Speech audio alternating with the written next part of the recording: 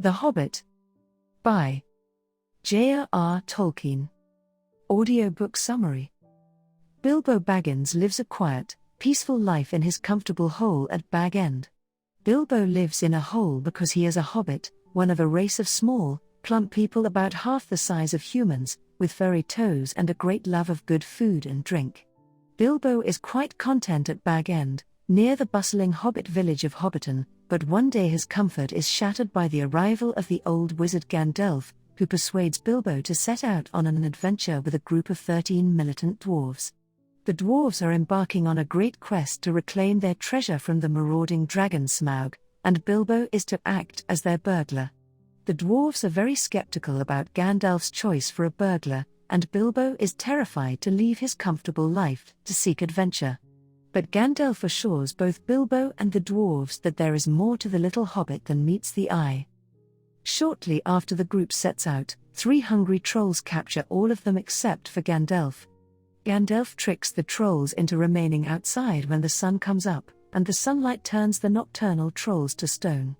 The group finds a great cache of weapons in the trolls' camp. Gandalf and the dwarf Lord Thorin take magic swords, and Bilbo takes a small sword of his own.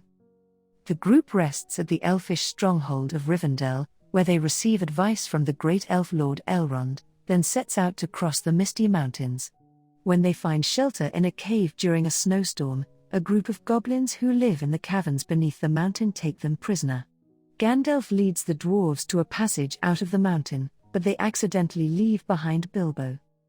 Wandering through the tunnels, Bilbo finds a strange golden ring lying on the ground.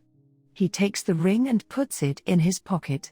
Soon he encounters Gollum, a hissing, whining creature who lives in a pool in the caverns and hunts fish and goblins. Gollum wants to eat Bilbo, and the two have a contest of riddles to determine Bilbo's fate. Bilbo wins by asking the dubious riddle, "What have I got in my pocket?" Gollum wants to eat Bilbo anyway, and he disappears to fetch his magic ring, which turns its wearer invisible. The ring, however, is the same one Bilbo has already found, and Bilbo uses it to escape from Gollum and flee the goblins. He finds a tunnel leading up out of the mountain and discovers that the dwarves and Gandalf have already escaped. Evil wolves known as wargs pursue them, but Bilbo and his comrades are helped to safety by a group of great eagles and by Bern, a creature who can change shape from a man into a bear. The company enters the dark forest of Mirkwood, and, making matters worse, Gandalf abandons them to see to some other urgent business. In the forest, the dwarves are caught in the webs of some giant spiders, and Bilbo must rescue them with his sword and magic ring. After slaying his first spider, Bilbo names his sword Sting. Shortly after escaping the spiders, the unlucky dwarves are captured by a group of wood elves who live near the river that runs through Mirkwood.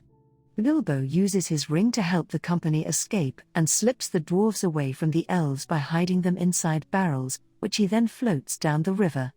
The dwarves arrive at Lake Town, a human settlement near the Lonely Mountain, under which the great dragon sleeps with Thorin's treasure. After sneaking into the mountain, Bilbo talks to the sly dragon Smaug, who unwittingly reveals that his armor-like scales have a weak spot near his heart. When Bilbo steals a golden cup from the dragon's hoard, Smaug is furious and flies out of the mountain to burn Lake Town in his rage. Bard, a heroic archer, has learned the secret about Smaug's weakness from a thrush, and he fires an arrow into the dragon's heart, killing him. Before Smaug dies, however, he burns Lake Town to the ground.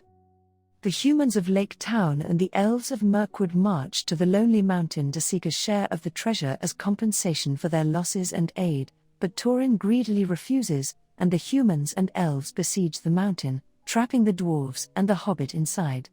Bilbo sneaks out to join the humans in an attempt to bring peace. When Thorin learns what Bilbo has done, he is livid, but Gandalf suddenly reappears and saves Bilbo from the dwarf lord's wrath. At this moment, an army of goblins and wargs marches on the mountain, and the humans, elves, and dwarves are forced to band together to defeat them. The goblins nearly win, but the arrival of Bern and the eagles helps the good armies win the battle. After the battle, Bilbo and Gandalf return to Hobbiton, where Bilbo continues to live.